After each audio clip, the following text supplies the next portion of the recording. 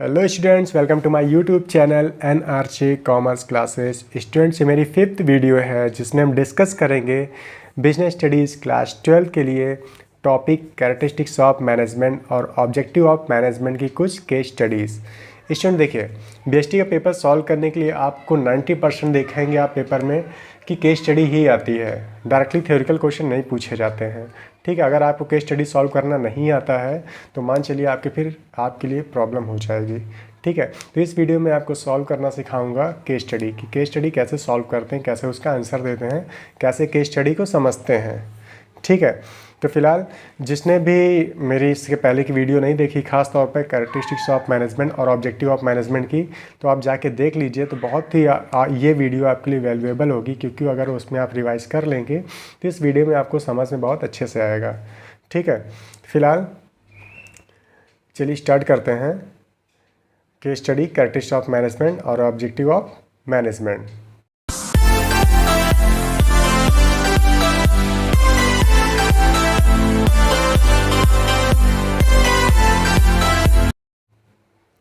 देखिए students, characteristics of management की बात की जाए तो जो पहली कैरेक्टरिस्टिक्स होती है वो है management is a goal oriented. इसमें देखिए स्टूडेंट, मैं आपसे फिर कहता हूँ कि जाके वीडियो देख लीजिए, जिसमें मैंने सारी ट्रिक बताई हैं कैसे पहचाना जाए। इस वीडियो मैंने सिर्फ लिख दिया आपको एक बार याद दिलाने के लिए कि यही सारी कैरेक्टरिस्टिक्स होती हैं। ठीक है, तो पहले management is a goal oriented process, management is pervasive, management is multi dimensional. ठीक है, सब में थोड़ा थोड़ा बता दूं। अगर एम की बात की जाए तो गोल ओरिएंटेड प्रोसेस होता है, मैनेजमेंट सभी जगह है तो इसका मतलब परवेसिव की बात की जा रही है। मल्टी डायमेंशनल का मतलब ये होता है वर्क को मैनेज करना, मैनेजमेंट ऑफ वर्क, अपने एम्प्लॉयज़ को मैनेज करना, मैनेजमेंट ऑफ पीपल, और अपने काम को चेक करना, मैनेजमेंट ऑफ ऑपरेशन। मैनेजमेंट हमेशा चला करता है, इसलिए बोला जाता है management is a continuous process. ठीक है, मैं जल्दी रिपीट कर रहा हूँ खाली आपको याद दिलाने के लिए, क्योंकि अगर मैं पूरा इसको एक्सप्लेन करूँगा तो वीडियो बहुत लेंदी हो जाएगी, क्योंकि हम लोगों को कभी केस स्टडी करनी है। ठीक है, नेक्स्ट है management is a group activity. अगर ग्रुप में एक्टिविटी की जाए मैनेजमेंट में तो क्या आंसर जाएगा? Management is a group activity. फिर बोला गया management is a dynamic function. Management में आए दिन कुछ ना कुछ चेंजेस हुआ करते हैं, इसलिए मैनेजमेंट क्या है? Management is a dynamic function. Next है management is an intangible force. Management एक इंटेंजिबल फोर्स है, क्योंकि हम इसे देख नहीं सकते, ओनली फील कर सकते हैं। ठीक है स्टूडेंट, देखिए मेरी वीडियो भले ही लेट आ रही है थोड़ा, ठीक है, आगे से मैं कोशिश करूँगा कि थोड़ा और टाइम पे आ जाएँ। और हाँ, एक चीज़ और जान लीजिए कि हमें कोई जल्दी भी नहीं है कि जल्दी जल्दी 2-3 महीने में पूरा सिलेबस ख़त्म कर दिया जाए, क्योंकि अपने पास कोई स्कूल का टास्क नहीं है, अपने पास बोर्ड का टास्क है कि फरवरी में अगर आपके एग्ज़ाम होने हैं तो मान चलिए नवंबर तक आपका सिलेबस ख़त्म हो जाए और 2 महीने के अंदर अंदर आपका रिवीजन हो जाए। इतना इनफ है, ना ही जल्दबाजी करनी है और ना ही देरी करनी है। ठीक है, उस हिसाब से उस स्पीड में मैं हर एक चीज़ आपको मैनेज करके दे रहा हूँ। जितनी वीडियो मैंने आपको दी अथेंटिक दी, इसके अकॉर्डिंग आप प्रिपरेशन करिए, बहुत अच्छे मार्क्स आएंगे। ठीक है, नेक्स्ट कैरेक्टरिस्टिक्स ऑफ मैनेजमेंट सारी हो गई। अब देखते हैं ऑब्जेक्टिव ऑफ मैनेजमेंट। तो 3 ही ऑब्जेक्टिव हैं। देखिए मैंने ट्रिक यहाँ पर और लिख दी है। पहला ऑब्जेक्टिव ऑर्गेनाइजेशनल ऑब्जेक्टिव। अगर बिजनेस अपने लिए सोचता है तो इसका कौन सा ऑब्जेक्टिव हो जाएगा? Organisational objective. अगर बिजनेस दूसरों के लिए सोचता है तो कौन सा ऑब्जेक्टिव हो जाएगा? Social objective. अगर बिजनेस अपने कर्मचारियों के लिए सोचता है तो उसका कौन सा ऑब्जेक्टिव हो जाएगा? Personal objective. अब यहाँ पर ऑर्गेनाइजेशनल ऑब्जेक्टिव के थोड़ा 3 पार्ट दे दिए गए हैं। अगर बिजनेस अपने लिए तो सोच रहा है, लेकिन बिजनेस को सर्वाइव करने का सोच रहा है, ठीक है, तो ऑर्गेनाइजेशनल ऑब्जेक्टिव का पार्ट हो जाएगा। अगर बिजनेस अपने लिए प्रॉफिट का सोच रहा है तो भी ऑर्गेनाइजेशनल ऑब्जेक्टिव का पार्ट हो जाएगा। अगर बिजनेस अपने ग्रोथ की बात, बिजनेसमैन अपने बिजनेस के ग्रोथ की बात कर रहा है तो भी ऑर्गेनाइजेशनल ऑब्जेक्टिव का पार्ट हो जाएगा। और सोशल ऑब्जेक्टिव में दूसरों के लिए, सोसाइटी के लिए क्या कर सकता है बिजनेस? दूसरों को जॉब देना, ठीक है, और सोसाइटी के लोगों के लिए वेलफेयर का काम करना, उन्हें अच्छे प्राइस पे सारी चीज़ें अवेलेबल कराना। ये सारी चीज़ें मैंने अपनी वीडियो में बहुत अच्छे एक्सप्लेन किया, आप देख लीजिए। पर्सनल ऑब्जेक्टिव अपने कर्मचारियों के लिए कि मतलब कर्मचारियों के लिए क्या कर सकते हैं, उन्हें ट्रेनिंग देना, उन्हें बोनस देना, सैलरी देना, उन्हें मोटिवेट करना, उन्हें प्रमोशन देना, ये ऑब्जेक्टिव। ठीक है, तो चलिए केस स्टडी स्टार्ट करते हैं। मैंने थोड़ा थोड़ा रिवाइज़ कर दिया जल्दी में कि आपको थोड़ा याद आ जाए। ठीक है, चलिए केस स्टडी स्टार्ट करते हैं। पहले केस स्टडी हम लोग करेंगे ऑब्जेक्टिव ऑफ मैनेजमेंट। देखते हैं कि कैसे किया जाता है, ऑब्जेक्टिव ऑफ मैनेजमेंट कैसे पहचाना जाता है। अथेंटिक वही चीज़ें बताऊंगा जो बोर्ड में आती हैं, फिजूल की कोई चीज़ बताने का कोई मतलब नहीं है। ठीक है, तो चलिए स्टार्ट करते हैं। देखिए स्टूडेंट्स, पहली केस स्टडी आपकी है। Radhika is engage in manufacturing earthen coolers by using environmental friendly method of production. Which management objective discuss, आपसे यहाँ पूछा क्या जा रहा है, कौन सा ऑब्जेक्टिव ऑफ मैनेजमेंट यहाँ पर डिस्कस किया गया है। तो आपको आंसर कहाँ से निकालना है। देखिए राधिका किस चीज़ में एंगेज है, मैन्युफैक्चरिंग कर रहा है, किस चीज़ का, मिट्टी के कूलर्स, ठीक है। अब मिट्टी के कूलर जो भी चीज़ हो, चाहे बर्तन चाहे जो भी हो, लेकिन उसमें यूज क्या किया जा रहा है, यूजिंग एनवायरमेंटल फ्रेंडली, यानी एनवायरमेंटल फ्रेंडली का मतलब ऐसी चीज़ें प्रोडक्शन में यूज की जा रही हैं जो एनवायरमेंट को नुकसान नहीं पहुंचाती या फिर कम पहुंचाती हैं। तो एनवायरमेंट को नुकसान कम पहुंचाती हैं, ठीक है। तो अब यहाँ पर दिमाग लगाइए कौन सा ऑब्जेक्टिव हो सकता है। तो मैंने कितने बताए थे, क्या क्या ये कंपनी अपने लिए कर रही है, तो यहाँ पर बोला जा रहा है एनवायरनमेंट को नुकसान कम पहुँचाया जा रहा है। तो इसका मतलब क्या ये किसके लिए है। अब ट्रिक देखिए, अपने लिए होता तो ऑर्गेनाइजेशनल ऑब्जेक्टिव, दूसरों के लिए होता तो सोशल ऑब्जेक्टिव, कर्मचारियों के लिए होता तो पर्सनल ऑब्जेक्टिव। तो यहाँ पर एनवायरनमेंट को सेफ रखने की बात की जा रही, तो अपने लिए नहीं, दूसरों के लिए। तो इसका आंसर क्या हो जाएगा, सोशल ऑब्जेक्टिव, ठीक है। तो आंसर क्या हो जाएगा, social objective. Radhika is engage in manufacturing earthen coolers by using environmental friendly, यहाँ पर आंसर है environmental friendly method of production, यहाँ पर आंसर है। तो इसका आंसर क्या हो जाएगा, सोशल ऑब्जेक्टिव, ठीक है। चलिए आगे देखिए next, Ankita has started a new business of providing. देखिए स्टूडेंट इतनी बड़ी केस स्टडी होती है, आंसर किस लाइन में होता है वो भी मैं आपको बताऊंगा अभी, ठीक है। Ankita has started a new business of providing organic vegetables and fruits, although she is not having many competitors, ठीक है। अंकिता ने स्टार्ट किया एक नया बिजनेस, और क्या प्रोवाइड करेंगी ये, ऑर्गेनिक वेजिटेबल्स, ठीक है। मतलब ये केमिकल से उगाया हुआ वेजिटेबल्स नहीं, ऑर्गेनिक, ठीक है। ऑर्गेनिक वेजिटेबल्स और फ्रूट दोनों चीज़। All thought she is not having many competitors, लेकिन उसके पास कोई ज़्यादा कॉम्पिटिटर्स भी नहीं है, अच्छी चीज़ है, कोई ज़्यादा कॉम्पिटिटर्स भी नहीं है उसके पास। But still she is trying to offer good at minimum price, जिसकी वजह से और कम प्राइस में वो अपने कस्टमर्स को मार्केट में प्रोवाइड कर रही है, जिसकी वजह से she is able to survive in market, जिसकी वजह से अब भाई काम अच्छा करेगी। एक तो ऑर्गेनिक वेजिटेबल फ्रूट प्रोवाइड कर रही है, वो भी कम प्राइस पे प्रोवाइड कर रही है, जिसकी वजह से क्या होगा, she is able to survive in market, जिसकी वजह से मार्केट में वो सर्वाइव कर पाएगी, ठीक है। And make sure with limited income can also afford her vegetables and fruit, ठीक है। और जिसकी वजह से क्या हो पाएगा कि ऐसे पीपल जिनके पास लिमिटेड इनकम है, make sure people with limited income can also afford her vegetables and fruit, जिस और कम प्राइस होने की वजह से जो बेचारे कम कमाते हैं वो भी उसका फ्रूट वेजिटेबल्स खरीद पाएंगे, ठीक है। तो यहाँ पर क्या पूछा गया, state the two objective she is trying to achieve, कौन से दो ऑब्जेक्टिव हैं यहाँ पर, ठीक है। तो आंसर कहाँ निकाला जाए, देखिए कहाँ पर मेन फोकस किया जा रहा है, Ankita has started new business providing organic vegetable and fruits, ये लाइन, कौन सा वेजिटेबल और फ्रूट, ऑर्गेनिक, ठीक है। दूसरा, all thought she is not having many competitor, उसके पास ज़्यादा कॉम्पिटिटर भी नहीं है, ठीक है। आगे but still she is trying to offer good at minimum price so that she is able to survive in market, जिसकी वजह से मार्केट में सर्वाइव कर सकती है, ठीक है। और प्राइस कम होने की वजह से कम इनकम वाले लोग भी उसे क्या कर सकते हैं, एफर्ट भी कर सकते हैं। तो यहाँ पर कौन से दो ऑब्जेक्टिव हो, तो सीधा आप आंसर पे आइए। देखिए तो वो किसके लिए काम कर रही है, चलिए ट्रिक पे आते हैं। उसने अपने लिए कुछ किया, ठीक है। तो अपने लिए देखते हैं अपने लिए क्या किया, अपने लिए she is able to survive in market, जिसकी वजह से मार्केट में सर्वाइव कर सकती है।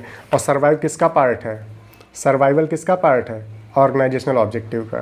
तो एक आंसर तो मिल गया कि यहाँ पर ऑर्गेनाइजेशनल ऑब्जेक्टिव है, ठीक है।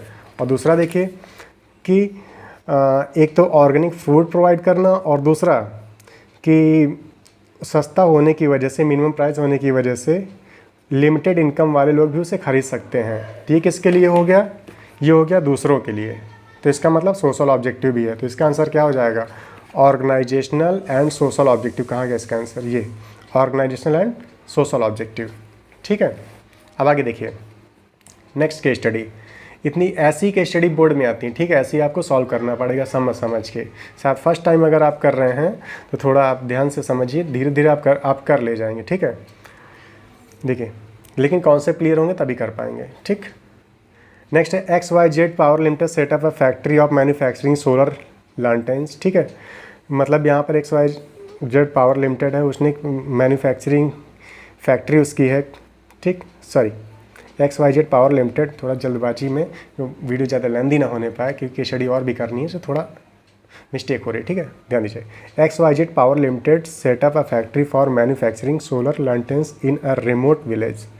ठीक, XYZ एक कंपनी है, ठीक है, एक फैक्ट्री जो मैन्युफैक्चरिंग किसका करती है, सोलर लैंटर्न्स, किसका, सोलर लैंटर्न्स, इसको हाईलाइट कर लेंगे।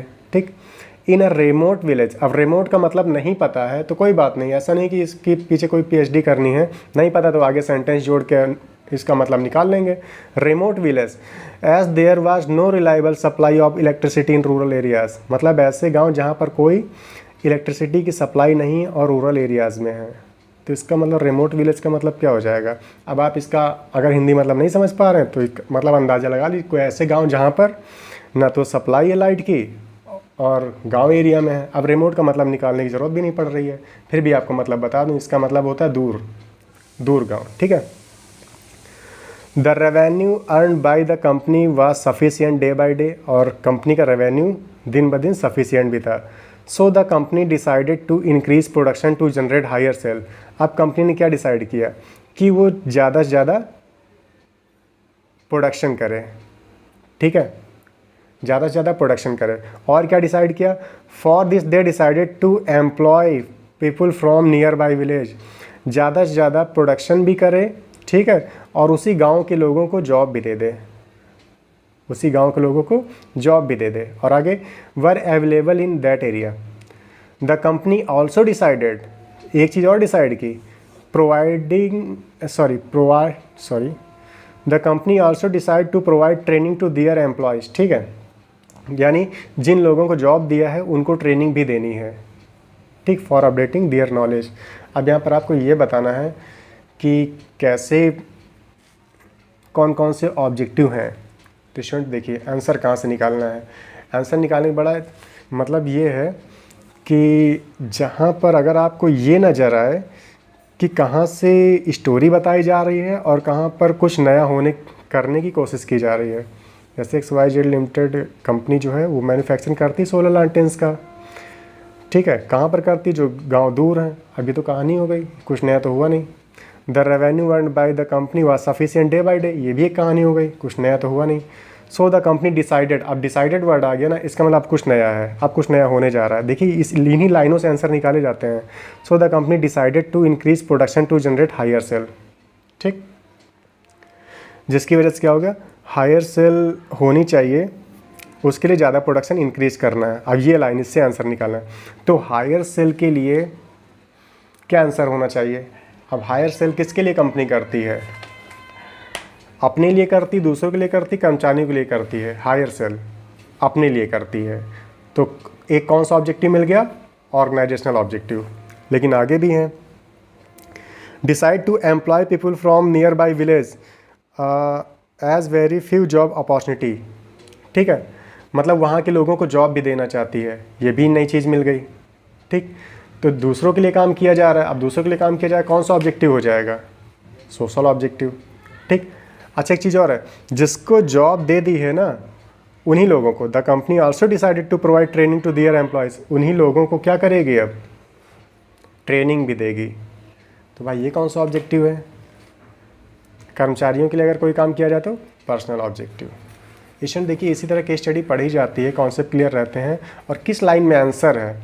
जहाँ तक कहानी बताई जाती है वहाँ तक तो कोई मतलब नहीं रहता, लेकिन कहाँ पर नया, किस लाइन में कुछ नया होने जा रहा है, कुछ पूछा जा रहा है, तो वहाँ से आंसर निकाला जाता है। वो चीज़ मैंने क्वेश्चन में अंडरलाइन करके भी आपको बता दी है, ठीक है। ये है, अगर आप स्क्रीनशॉट भी लेना चाहें तो ले सकते हैं, ठीक है। अब देखिए कैरेक्टरिस्टिक्स ऑफ मैनेजमेंट की केस स्टडी कैसे हैं। देखिए स्टूडेंट्स, यहाँ पर कैरेक्टरिस्टिक्स ऑफ मैनेजमेंट की केस स्टडी कैसे होती हैं। स्टूडेंट देखिए, जो मैंने वीडियोस में बता रखी इससे पहले कैरेक्टरिस्टिक्स ऑफ मैनेजमेंट की, उस वीडियो मैंने जो आपको नोट्स प्रोवाइड किए हैं, बहुत ही की पॉइंट उसमें लिखे हुए हैं। अगर आप उसको देखते हैं और साइड में अगर आपने नोट्स भी बना रखे हैं, उसी को देखकर आप साइड में रखिए उनको और ये केस स्टडी सामने देखिए। मैं गारंटी से कहता हूँ कि अगर आप वो नोट्स के साथ इनको देखेंगे तो 100% आप इसके बिल्कुल सही आंसर देंगे, ठीक है, क्योंकि कॉन्सेप्ट उसमें बहुत अच्छे से है और कॉन्सेप्ट क्लियर होता है तो आंसर बिल्कुल आपके सटीक निकलेंगे। और स्टूडेंट्स अगर आपने तैयारी नहीं की है तो सॉरी, आप इसके आंसर नहीं दे पाएंगे। और आपको पता है कि बोर्ड में केस स्टडी ही आती है, कॉन्सेप्ट क्लियर नहीं है तो केस स्टडी नहीं सॉल्व होगी, ठीक है। तो इजी करना है इसको, तो आप प्लीज़ वीडियो देखिए और उस नोट्स को कहीं बाहर लिख लीजिए, ठीक है। और लिखने के बाद साइड में उसको रखिए और एक स्टडी सामने देखिए, आप बिल्कुल सॉल्व कर पाएंगे, ठीक है।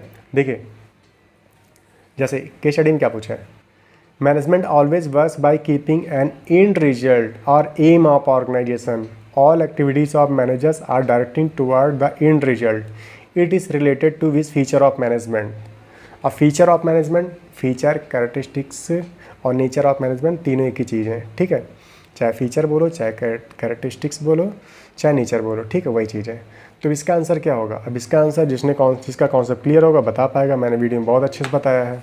देखिए, management always work by keeping an end result, ये आंसर है इसका, एंड रिजल्ट। एम की बात की जाए फिर एंड रिजल्ट, तो एंड रिजल्ट की बात कौन से फीचर में की जाती है? तो आपको याद होगा, management is a goal oriented process. जिसने वीडियो देखी होगी, मैंने गोल ओरिएंटेड के सामने साफ साफ लिखा एंड रिजल्ट, और ये भी बताया था कि यही वो वर्ड है जो आपको आंसर दिलाएगा, ठीक है। तो जाके देख लीजिएगा आप, ठीक। वैसे मैंने आपसे कहा ही था कि आप लोग प्लीज़ रिवाइज कर लीजिए, केस स्टडी सॉल्व करने के काम आएगा, ठीक। आगे देखिए, इसका आंसर क्या हो जाएगा? Management is a goal oriented process. Next देखते हैं, are planning, organizing, staffing, directing and controlling, ये जो फंक्शन ऑफ मैनेजमेंट है अप्लाइड इन ऑर्गेनाइजेशन, ये सभी जगह अप्लाई होते हैं, such as school, club, restaurant, hospital etcetera, सभी जगह अप्लाई होते हैं। इफ़ यस, अगर अप्लाई होते हैं तो बताइए which characteristics of management does it signify, तो बताइए कौन सा कैरेक्टरिस्टिक्स ऑफ मैनेजमेंट है। तो पहले बताइए अप्लाई होते हैं कि नहीं होते हैं। चाहे स्कूल हो, चाहे क्लब हो, चाहे रेस्टोरेंट हो, चाहे हॉस्पिटल हो, सभी जगह ये फंक्शन ऑफ मैनेजमेंट अप्लाई होते हैं, और सभी जगह अप्लाई होते हैं तो इसका कौन सा फीचर माना जाएगा?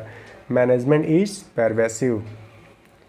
मैंने परवेसिव के सामने पे भी उसको इंडिकेट किया था कि सभी जगह होना, अच्छे से एक्सप्लेन भी किया था। तो यहाँ पर भी वही लाइन पूछी जा रही है, सभी जगह है, ठीक है। अप्लाइड, सभी जगह अप्लाई होता है, सभी जगह अप्लाई होता है, इसका मतलब कौन सा आंसर हो जाएगा, होगा इसका?